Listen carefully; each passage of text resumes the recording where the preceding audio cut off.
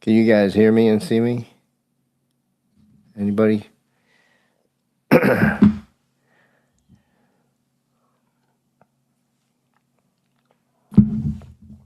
Awesome. Awesome. Okay.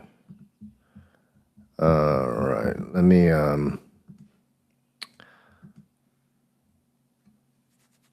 we're going to wait a few seconds until we're actually at time here.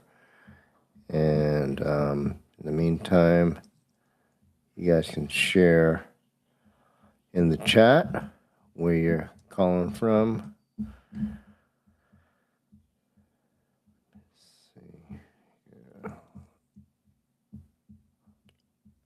Brooklyn.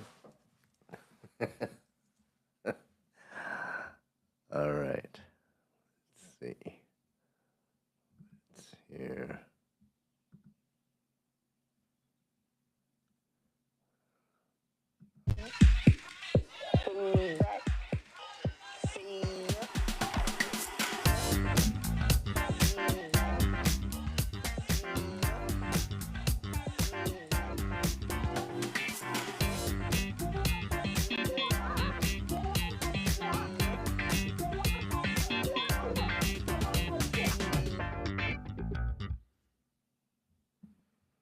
Alrighty. Hold on a second.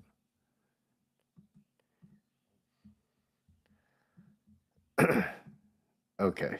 So I am going to just welcome you guys in as we are recording this and we are live on YouTube. We have people over there who can monitor the chat, hopefully. But let's just start here. Welcome. Thank you for being here. I'm Andrew Inkovet. This masterclass is coming from something I've been observing for a very long time, that many bright, creative children are struggling to focus. And it's not because they're broken, because they're actually adapting to the world around them. Now, this is not about blaming, it's not about bad parenting, and it's not about trying to raise little prodigies. It's really about understanding how attention, confidence, and resilience are shaped. And I want to have you guys leave here with a new way to think about focus and several practical things that you can begin using right away. So, before I get into all the research and the practical tools, let me give you a simple map for where we are going. So, what we're going to look at today is looking at focus not as a fixed personality trait, but it's something that children build through repeated experiences. And we'll also look at why childhood feels different right now. We'll talk a little bit about screens and overstimulation, multitasking, and the reduction of this deep play. We'll talk a little bit about focus and self regulation and how that develops. And we'll also talk about how music is such a powerful vehicle for attention and flow. And then we're going to end with a little practical daily ritual that parents can actually use. But let me first tell you a little bit about why this is so personal for me. This all this work really began because of my own son Alejandro. That's us when he was small. Um, he was very young and curious, musical, and ready to do something. And at 3, he kept asking me, "When are you going to teach me music?" Now, I was not trying to force him to do anything he didn't want to do. That was a very different style of parenting. I wanted to be let him explore what his passions are. But he kept asking me and asking me. And then so I started looking for a teacher for him. And I was kind of shocked and surprised because all these teachers said, come back later, come back when he's 7 or 8. And he was so musical, there's no way he could wait, right? And another thing, childhood does not wait. So, uh, if you as a parent are not intentionally shaping this little time period, I'm saying there's this window between, 0 and 7 where so much of your child's capabilities, identity, habits, everything is forming. If you're not intentionally shaping this time period, something else is. And this became the beginning of a whole music program that I created called Music Color Method. And the deeper questions started to come to me about what is, why are young children so much more ready than most of these traditional systems assuming? So that became much more urgent because I think childhood itself has changed. Um, I don't think the children have changed as much, and I don't think it's because they're weaker or less capable. I think they're adapting to the modern environment, which has changed so much, right? Kids are growing up much more fragmented because the attention is currently being pulled outward. Many kids are surrounded by this rapid novelty, and there's screens, there's notifications, instant feedback loops. Now, it's not a moral failing, it's our environmental conditioning.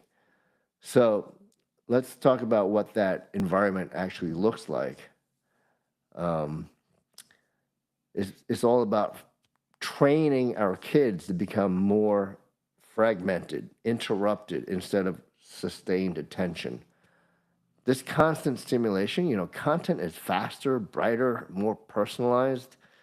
Remember when, I don't know if you guys remember when MTV came on the scene, music television? So when we started seeing those video cuts, fast cuts, everyone's saying, oh my God, it's so fast. It's even faster now. Look at TikTok. It's just crazy fast. So the algorithmic attention on these platforms, they're capturing them they're designed to hold attention and not develop it. And it's happening to adults too, you know. So there's reduced boredom time, right? How many times do your kids say I'm bored because they're not being constantly stimulated? You have to keep trying to give them new things. But boredom is a great gift. It used to lead to imagination, play, self direction. And because there's this reduced deep play, children have these fewer long stretches of uninterrupted self-generated activity. So we're training them to be interrupted, and where switching becomes a normal thing.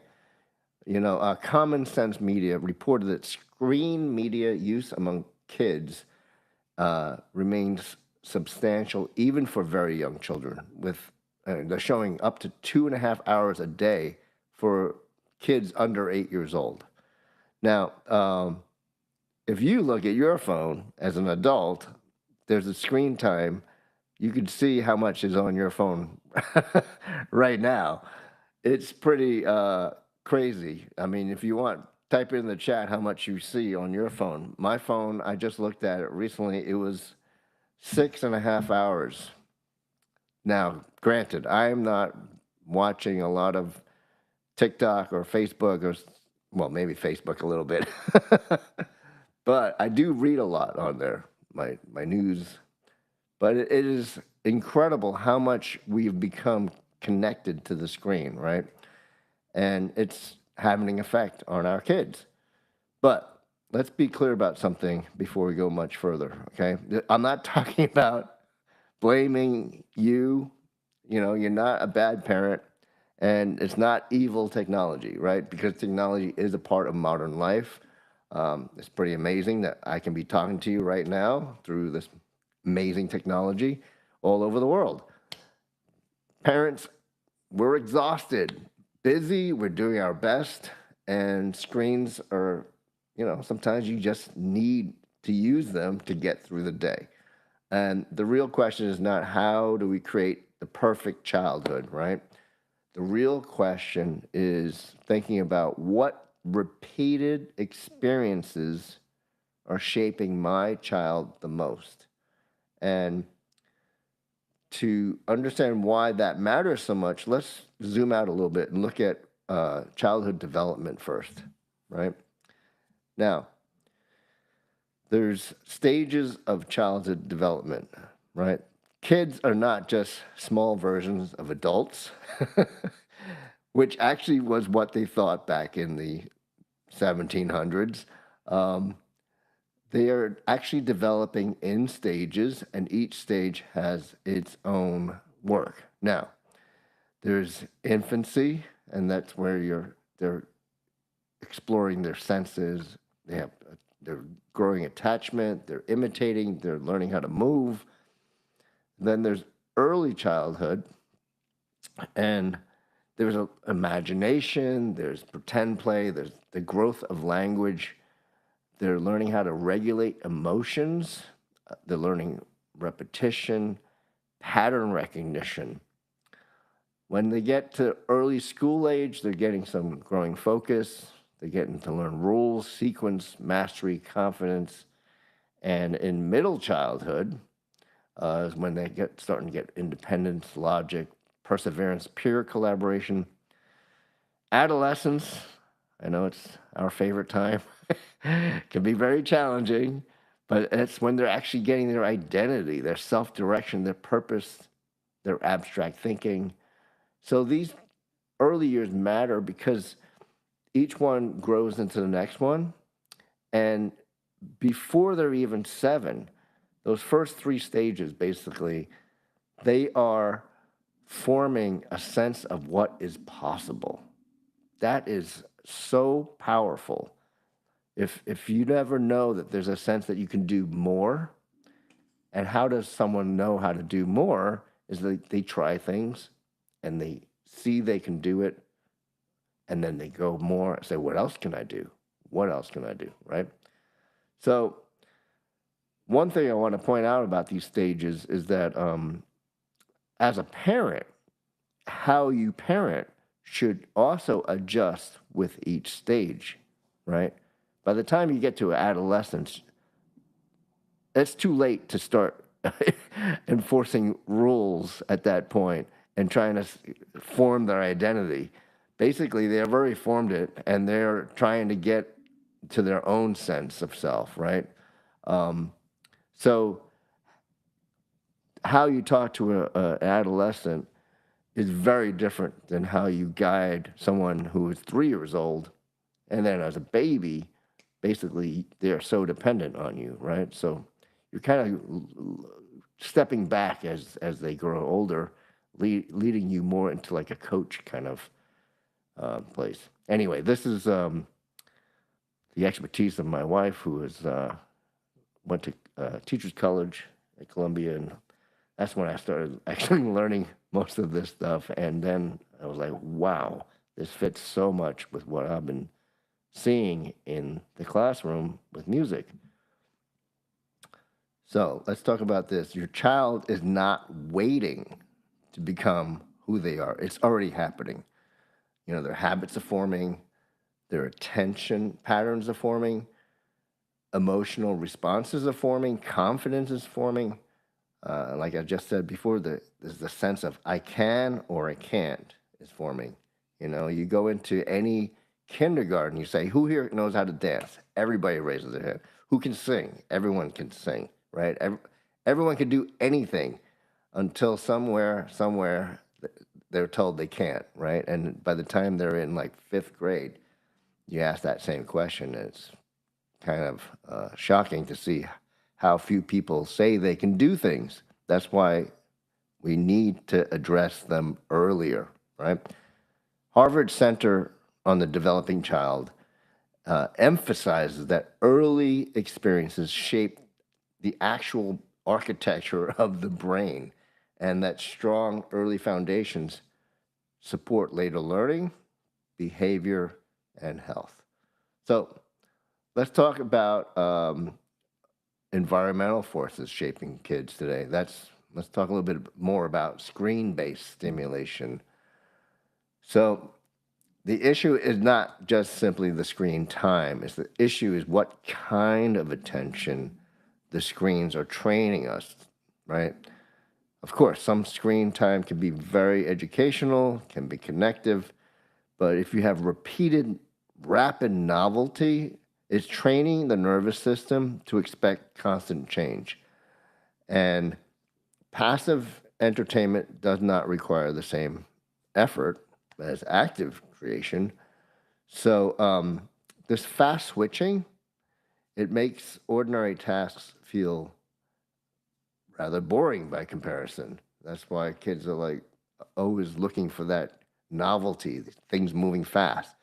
And the child's brain is adapting to what it repeatedly experiences, right? So, as I said before, the Common Sense Media says there's 2 to 2.5 hours a day of screen time, even before they're 8 years old.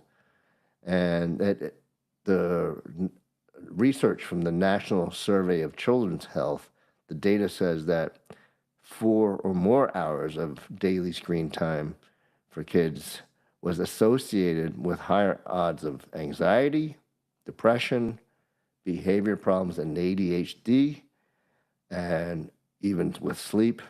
And so the only way you can try to you just need to limit that, right? Okay. So, but the screen is only a part of the problem. The deeper issue of the screen is that whole thing about being trained to switch constantly, right? And I know many of us think that we can do this thing called multitasking. Multitasking is not actually multitasking. It's actually really rapid task switching. And if you see a lot of these kids nowadays, they're doing their homework or attempting to while they have the TV on, their screens are on, they're talking to friends on the screens, maybe their music is playing, everything's happening at the same time. There's no deep focus being trained there. So every time you switch from one thing to the other, there's a little bit of a cost, because to get back to the other thing, you have to take a moment to like where was I, right? You got to come back. There's never that sustained deep focus, and all this watching, scrolling, listening, messaging is training a shallow level of engagement, because deep learning, deep focus requires immersion. One of my favorite books about this is by a guy named Cal Newport. He has a book called Deep Focus. I highly recommend reading that.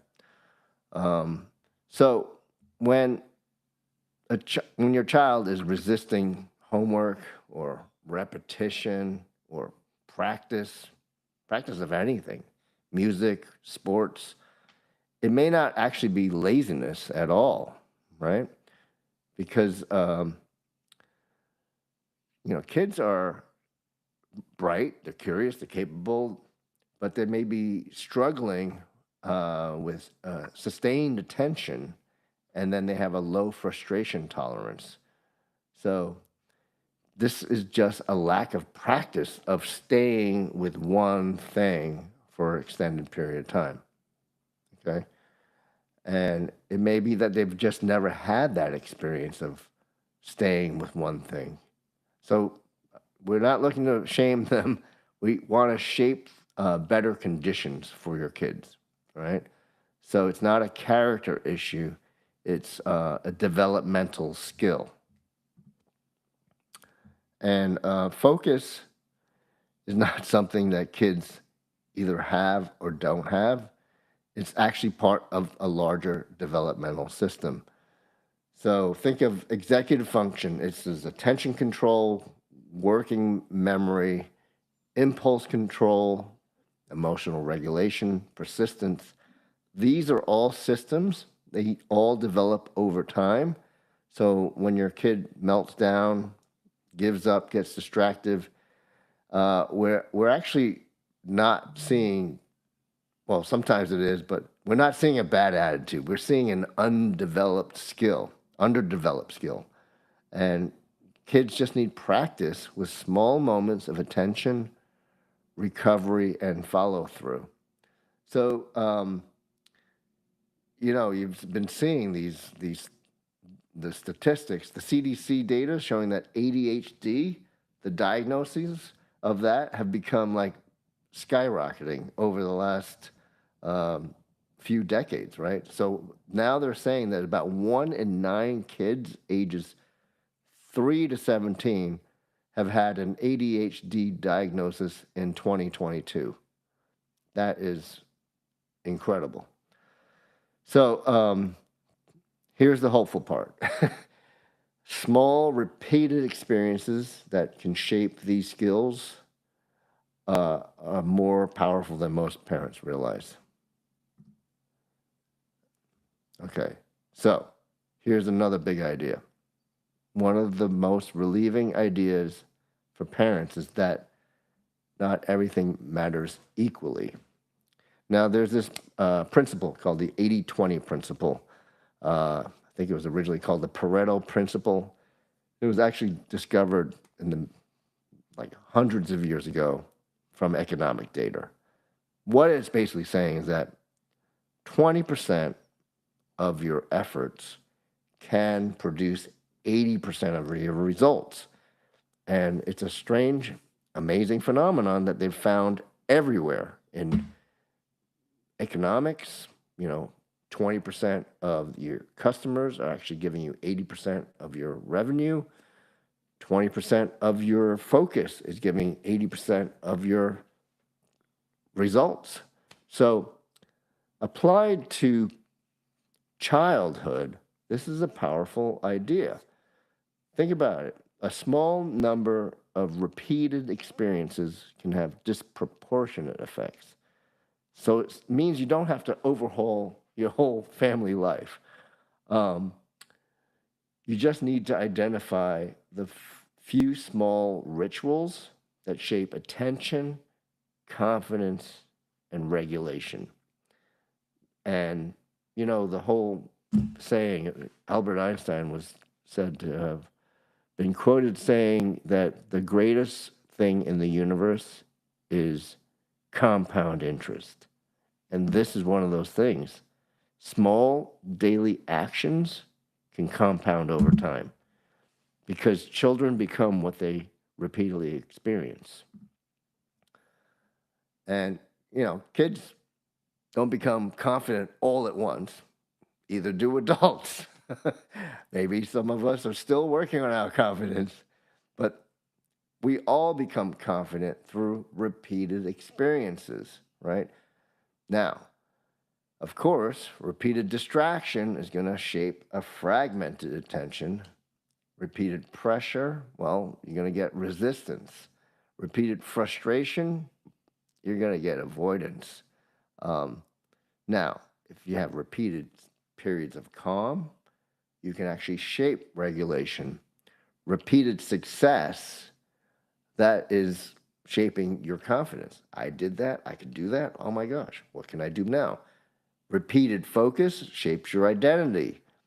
This is why these tiny wins matter so much. And this connects directly to what psychology tells us is what human beings need in order to thrive.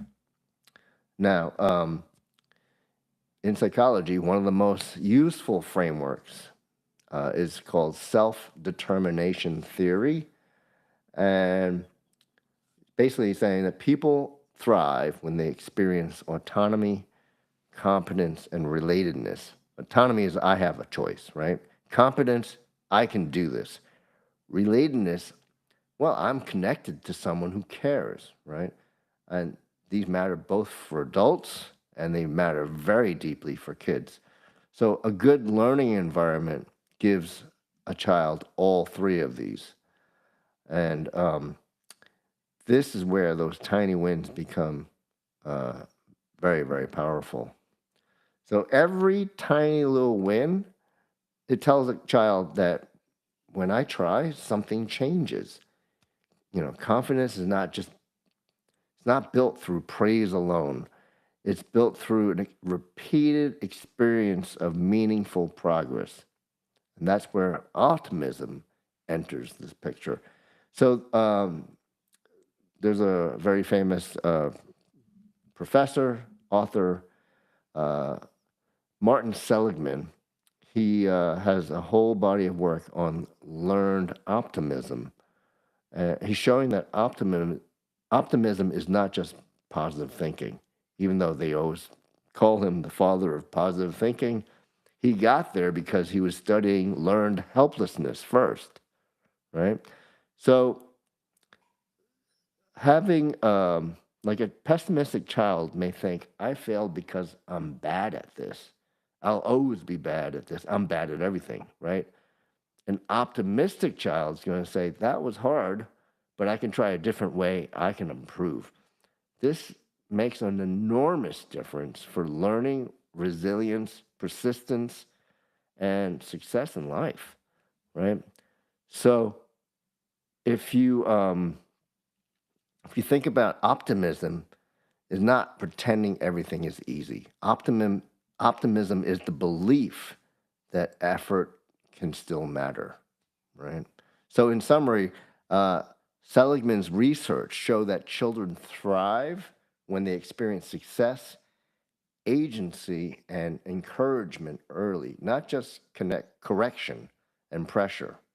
Okay, so when kids experience enough tiny wins, they become more willing to stay with a challenge, and that opens the door to flow. Now, if fragmentation is the scattered attention, flow is absorbed attention, right? Flow is a state of deep engagement. Time seems to change. The child is challenged but not overwhelmed, and the activity gives feedback. The child is internally motivated. This is a very different from just passive entertainment, because entertainment just consumes your attention, and flow actually strengthens it. Um, and this is one of the reasons music is so powerful. Now, the guy who came up with this concept is a very famous Hungarian American psychologist, Mihaly Csikszentmihalyi. It's a very crazy spelling, but he wrote a whole book about flow. Highly recommend you check it out. But what I was saying is that music is so powerful because it's a natural way to lead to flow.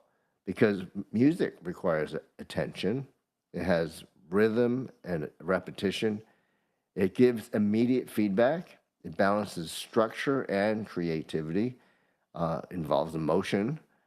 It has a challenge that can be adjusted, right? It is embodied. The child can hear it, move to it, feel it, and respond, right? That makes it one of the best training grounds for deep engagement. As a composer myself, I would go for hours and hours writing music. My wife would go to work, she'd come home, and I was so absorbed in the flow state, I didn't realize that the sky was dark. I hadn't turned on any lights in the house.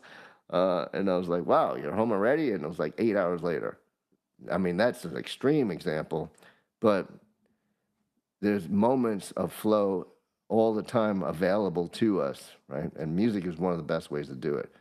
But the benefits of music actually goes beyond these just music skills, right? When a child learns music well, they're not just learning notes, they're actually learning to listen, right? Wait, to repeat, recover from mistakes, to coordinate their body and mind. They're learning to express feeling safely and learning confidence because there's visible progress every time they do this, right? So in this framework, music is not really the final product. Music is a vehicle.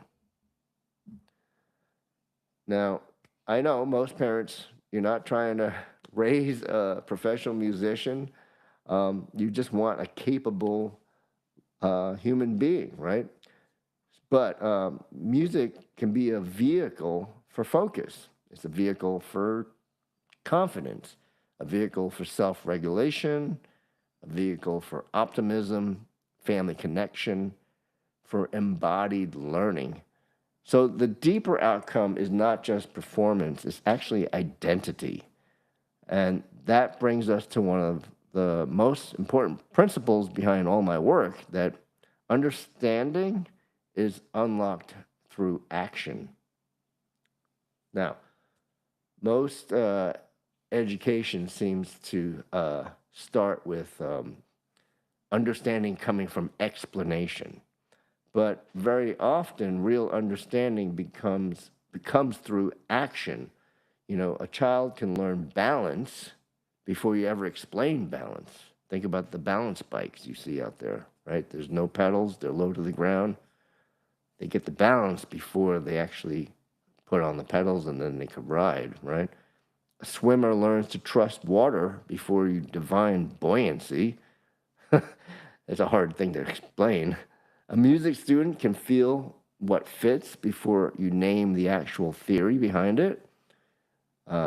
Children often need to move, to try, to notice, and adjust before any explanation makes sense.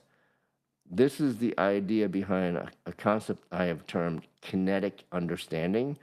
I actually wrote a white paper about that. You can Google it and find it on my website. Because basically what that's saying is that the learner does not begin with full explanation. They begin by acting inside a well-designed system. In music, feedback is immediate. You press a key, you hear the sound, you can adjust, right? So this explains why so many times there's a practice battle happening at home. You know, when a lot of the more traditional music teachers say you got to practice an hour a day, you got to do these scales, this, that, whatever, right? And then you, as the parent, become an enforcer. When music becomes enforcement, children often learn resistance instead of focus. And there's a common pattern, right? The parent reminds, you got to practice, child resists, parent pushes, the child pushes back harder. And then the whole thing, music is becoming associated with pressure. The kid may not be rejecting music, they may be rejecting this emotional environment around practice. So here's the better question. It's not how do I make them practice? The better question is how do I design an environment where engagement feels natural? Because environment shapes behavior more than any kind of lecture is going to do, right? So one of the most powerful parenting tools is not more pressure, it's environment design. I tell all my families that I work with, put the instrument in the center of your life, where the family life happens. It's going to reduce friction. Kids are going to want to show you what they can practice, right? What they can play. It makes the desired behavior visible and easy. It makes the ritual emotionally safe. And instead of saying, don't forget to practice, you can say, can I listen? That's like a connection. That's connection working much more effectively than enforcement. The worst thing to do is put that instrument in a practice dungeon, like in the basement of your house when no one else is around. It feels like punishment. So no wonder so many kids don't continue. They're being banished to the practice dungeon, right? Now, part of the environment is the emotional state that we help our kids enter before they begin So before they can focus, they often need some help in settling their nervous system. They actually learn how to self-regulate with your help. You can give them some emotional safety. Here's some simple ways that you can bring them back to themselves. The balloon breath, as you breathe, you can make a shape with your hands, breathing in and then breathing out. Oh, I like this one with the finger tracing, because you could do this with really little kids and they can learn to, like, breathing in, you trace up, breathing out, trace back down, right? Breathing in. You do this, this is like what? Take you 20 seconds. You have a whole new state of emotion, consciousness, right? So there's these things that they're not actually separate from music. They're preparing your child for attention. And once your child is calm enough to engage, the next principle is actually pretty simple. Is consistency actually beats intensity, right? Now, your child's future is often shaped less by the intensity, more by consistency. So I always tell all of my kids, all my students, if you can practice 5 minutes every day, it's so much better than one long session you try to cram in once a week, right? Those long sessions actually can backfire, especially if there's resistance. All these short sessions create a momentum. You're giving children repetition without overwhelm. The goal is actually not to exhaust attention. The goal is to strengthen it. If you think about this, we're actually teaching them how to practice. Practice for life. Everything is practice, right? Jerry Seinfeld famously shared how he gets to write every single day, and he has a calendar, and for every day that he writes, he puts a little X on the calendar. And because he's got that personality where he does not want to break that chain of X's, he keeps it going, right? He's trained his consciousness to try to always keep the consistency going. I mean, that's what we want our kids to do with anything, any endeavor, not just music. So, what does this actually look like home, right? It can actually be quite simple. Doesn't need to be complicated. I'm thinking like you can do something like 1 minute of calming and breathing, 2 minutes reviewing one tiny win from the day before, 5 minutes of a new piece. Maybe you're playing and listening, then repeating. 1 minute to actually say, hey, I noticed this progress. Find something to notice, right? And then 1 more minute, you want to stop before it becomes a battle, right? The best thing, consistency, right? 5 minutes a day, same time if possible, right? Same place, low pressure, and you stop while you're ahead, while the child still feels successful. And the aim is not perfection, the aim is repeated success. When my son was still in grade school, his consistent time, 5 minutes, was right after breakfast when I was cleaning the dishes and before we were going and walk to school. He sat at the piano and played while I was prepping to go, right? It became his ritual. And then over time, I didn't even have to say anything. It became self-enforced because he wanted to do it. And so obviously you're asking, you're not the music teacher, but what's your role as the parent, right? You don't want to become the piano teacher, right? You want to be the guide. Now, you don't need to know music theory. You don't need to correct everything. You don't need to perform expertly or at all, right? Your job is to create the environment, protect the ritual, notice those small wins, listen with warmth, right? Uh, and keep the whole experience emotionally safe. Your child doesn't need a perfect parent, they need a steady one. And when this works, you're building something much bigger than practice. You're not building a child who can just play songs. We're building a child who experiences themselves differently. There's focus. I can stay with something. There's confidence. I can do this. Regulation. I can calm myself and try again. Optimism, effort leads somewhere. There's resilience. Mistakes are not the end. Connection. I am supported. And then identity. I'm capable. So let's look at this full picture of what's happening here now. Calling it a developmental arc, but it's really kind of like a circle that keeps expanding, right? Because we're going from fragmentation to focus, pressure to connection, resistance to confidence.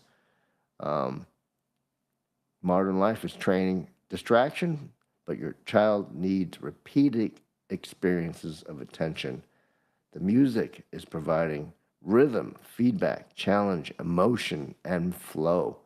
And parents are providing this environment for emotional safety, right? Small rituals compound, and over time, your child's going to begin to internalize, I can stay with things, I can improve, I can do hard things. And this is why I've created a guided experience for parents who want help putting this into practice. Now, if you're in the New York City area, you have the incredible opportunity to work with teachers I have personally trained in my own school. It's called musiccolor.nyc. That's the website. But there's so many people who are not in the New York City area. I do have a handful of licensees across the country and even across the globe. But still, there's a lot more kids. So I've created this for families who want support implementing all of this. I'm opening a small guided parent group, and I'm calling it the Brain Window Method. It's not a course, it's a guided implementation experience. So you'll use materials from Music Color Method, and it's a 12-week path. You're going to get support from me to create this daily 10-minute ritual. And the focus is not pressure or perfection. The focus is helping your child build focus, confidence, emotional regulation, and joy through music. So, because I am taking time to work individually with this group, this cohort, the founding group investment is $599. But think about if you were to be working with our teachers here in New York, we charge $3,300 a year to have lessons with one of our teachers, right? So it's a big difference. And also, for the next 48 hours after our class today here, we have a special. If you're early action discount, you get $100 off, so it'll be only $499. Now, it's limited because there's going to be, and this is the first time I'm doing this, and I want to have a lot of feedback from you guys as well, but we're working together to make this a really powerful experience. But let me explain who this is for, because it's not really for everyone. This is for parents who feel that right now is the time to become more intentional about your child's focus, confidence, and emotional growth. And this is for parents who want to reduce practice battles or help their child build focus, create a calmer daily rhythm, use music as a developmental tool, right? It's not like we're trying to get the kids to Carnegie Hall. We're using music as a developmental tool, And we're going to support confidence through small wins. And you want to be guided instead of guessing. So what happens next is that you guys can join this founding group. I will be emailing it to you. I will also put it in the chat right now. Um, if Twinkle, if you can drop the link to our page, checkout page.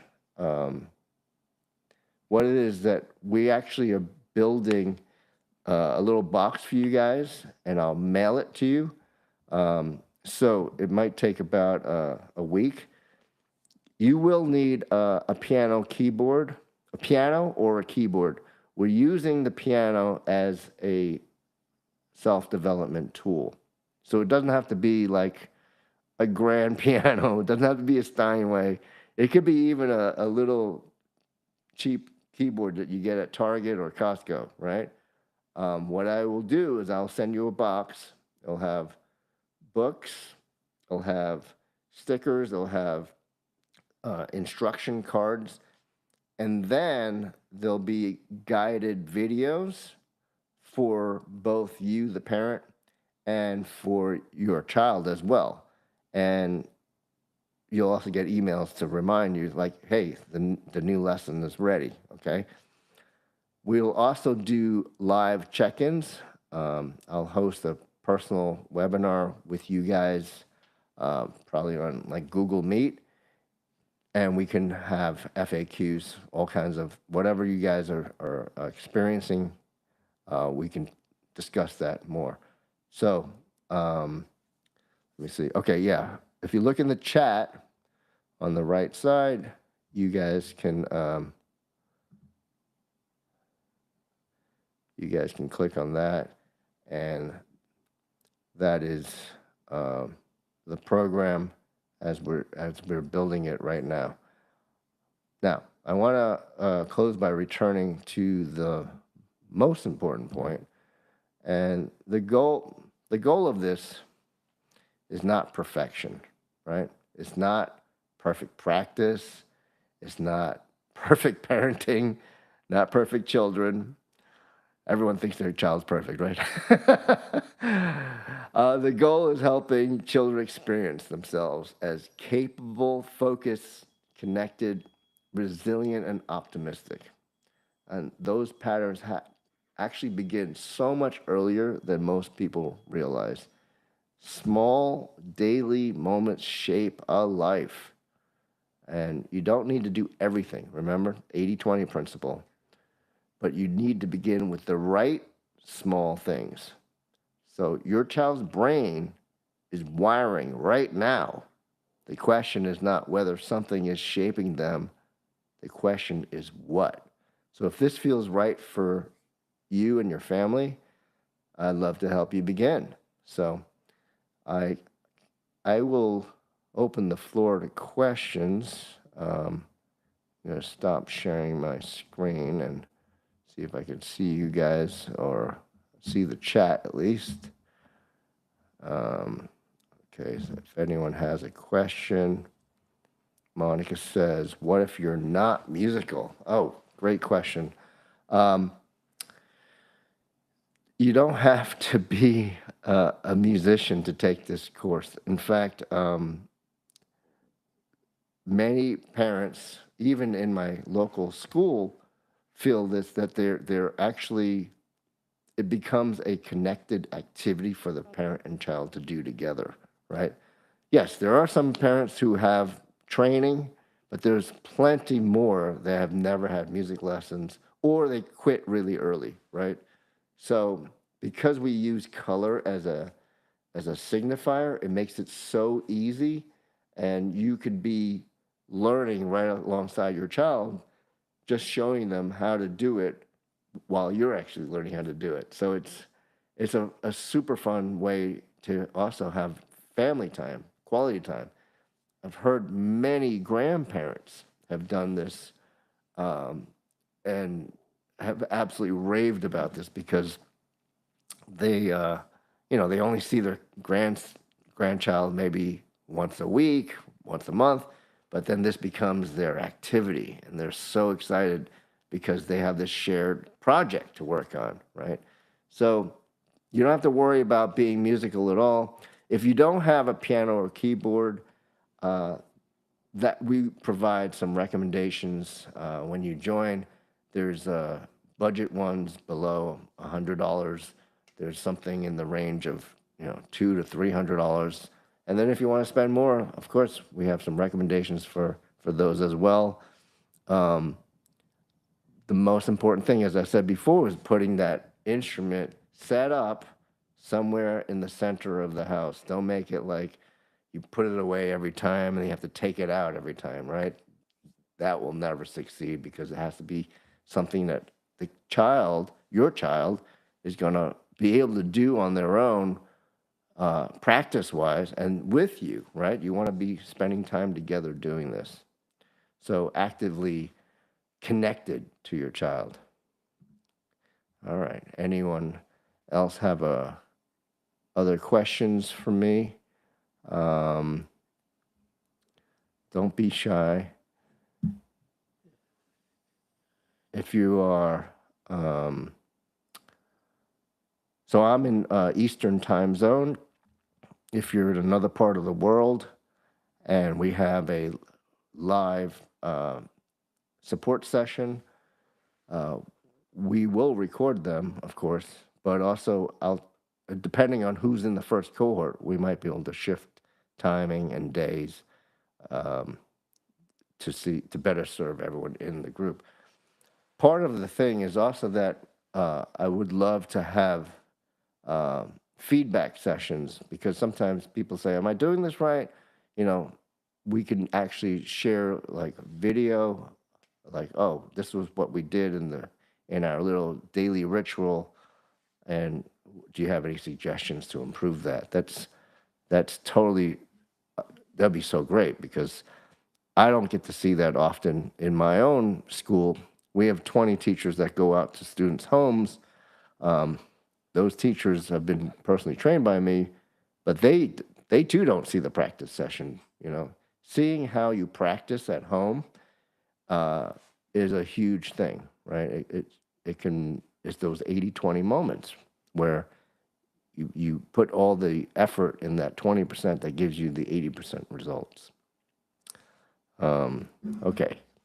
Anybody else have a question, comment, observation? You guys shy? Okay, so remember we have this, let me see, where's my screen again? I will share that link. Here's the link. We're using Shopify, so there's even a payment plan at Shopify. So if you want to take advantage of that, that could be a way to make it even more affordable. We're going to start the cohort the week of June 1st. I'll try to do a kickoff, and if we have too many, then you have to wait for the next one. Just think that we'll probably do it every 90 days to start a new cohort. And as soon as the cohort fills up, you'll have to wait. But remember, childhood does not wait. All right. Well, I thank you guys for being with me live today. And I look forward to working with you and your child.